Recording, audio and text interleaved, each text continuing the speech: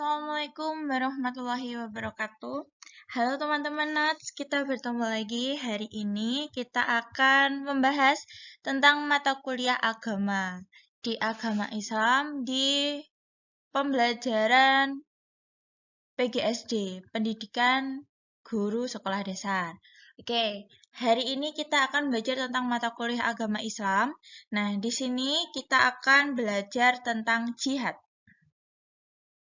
Teman-teman, menurut tim dosen PAI Pendidikan Agama Islam di Universitas Negeri Malang pada tahun 2015 halaman 221, yang dimaksud dengan jihad itu adalah perjuangan yang dilakukan oleh individu muslim maupun kelompok Islam dalam menyiarkan agama Islam.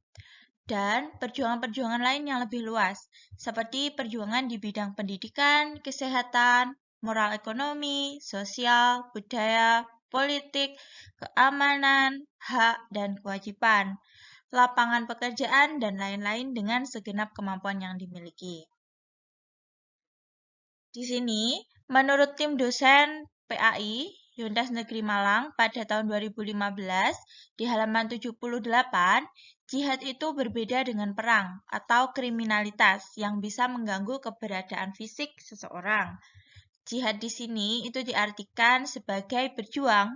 Hal ini sesuai dengan firman Allah pada surah Al-Ankabut ayat 6, yang artinya, dan barang siapa berjihad, maka sesungguhnya jihadnya itu untuk dirinya sendiri. Sungguh Allah Maha Kaya, tidak memerlukan sesuatu dari seluruh alam.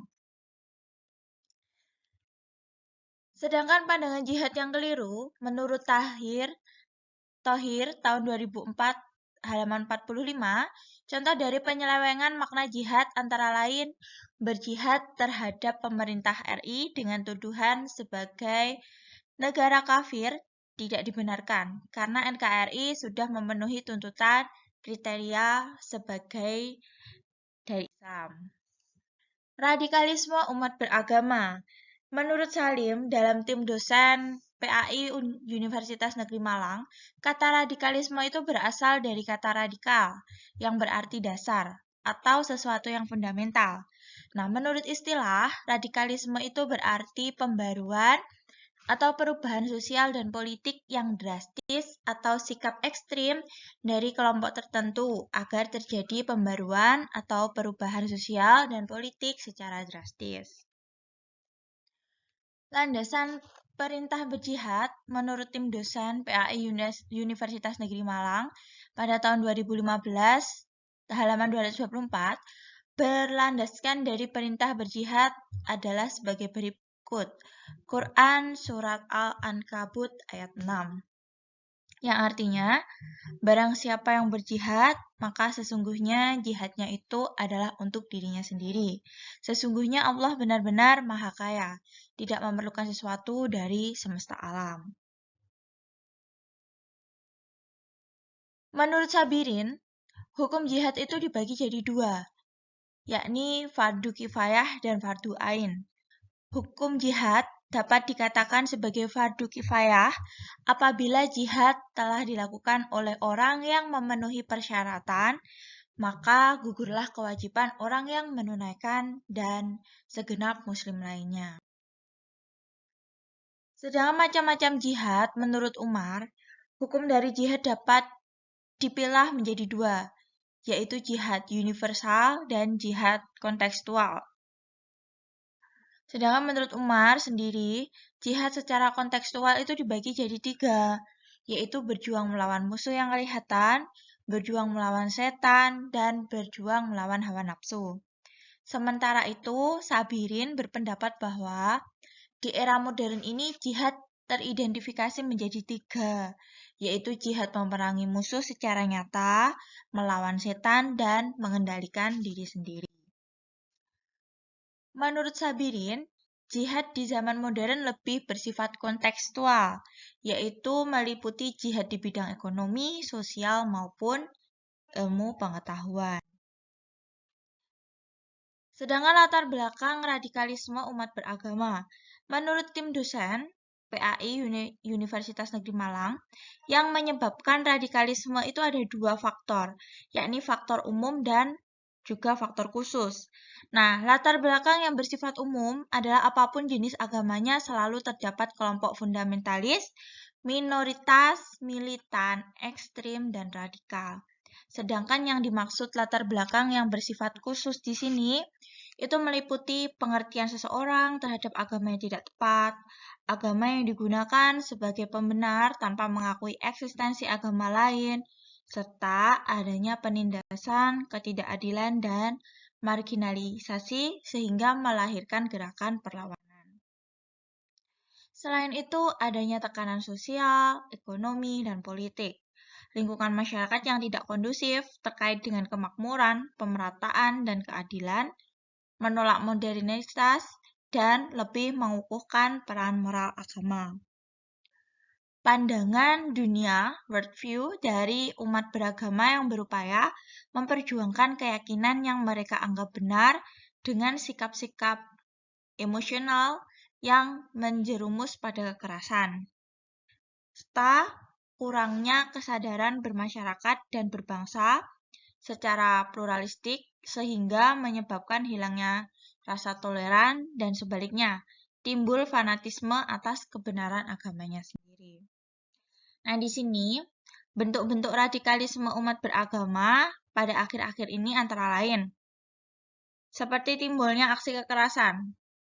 Contohnya, tragedi Black Tuesday World Trade Center pada 11 September 2001 di Amerika Serikat. Lalu adanya tragedi bom di Legian Bali dan pengeboman Hotel JW Marriott di Jakarta yang mengakibatkan ratusan nyawa melayang sebagai akibat dari aksi terorisme tersebut. Selain itu juga ada aksi teror di Thailand Selatan, khususnya di Provinsi Pattani, Narathiwat, Yala, dan Songkhla.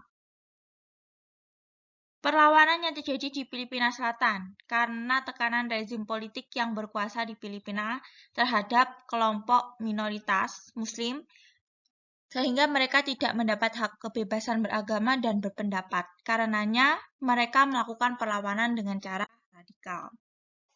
Nah, di sini akan berdampak pada radikalisme umat beragama. Contohnya adalah radikalisme umat beragama yang mengakibatkan terjadinya teror dan kekerasan, bahkan menimbulkan konflik dan peperangan secara horizontal dan vertikal, apalagi jika yang terlibat itu berasal dari kelompok agama yang berbeda. Nah, di samping itu, radikalisme itu melahirkan beragam penderitaan dan nestapa. Itu menurut Umar pada tahun 2006 halaman 98. Tidak sedikit wanita yang kehilangan suami, anak yang kehilangan orang tua, serta ribuan orang kehilangan tempat tinggal. Cara untuk mengantisipasi tumbuhnya rasa radikalisme di kalangan pelajar itu dapat dilakukan dengan yang pertama, dilakukan penataan cara pandang tenaga-tenaga pendidik agar mereka bisa menjadi bagian dari upaya deradikalisasi, bukan justru berperan sebaliknya. Memperbaiki kurikulum dan metode pengajaran pendidikan agama selama ini hanya menekankan pada aspek kognitif psikomotorik semata. Nah, di sini cara yang ketiga adalah dengan pendidikan keagamaan di sekolah dan juga perguruan tinggi harus selalu dikaitkan dengan persoalan kebangsaan.